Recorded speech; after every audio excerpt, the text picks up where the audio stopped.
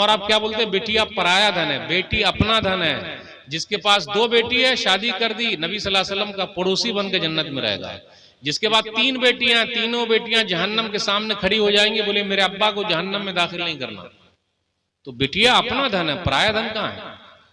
और एक जुमला और बोलता हूं, फिर वही बोलिएगा, मौलाना हंसा रहे हैं।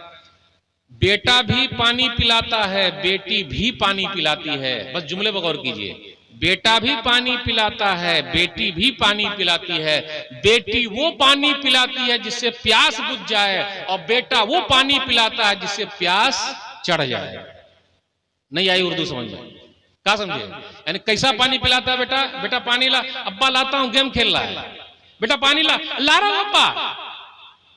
अब मैं इस तरीके पे तकरीर नहीं करना चाहता था, लेकिन समझाने के लिए करना पड़ा। तो बेटा भी पानी पिलाता है, बेटी भी पानी पिलाती है।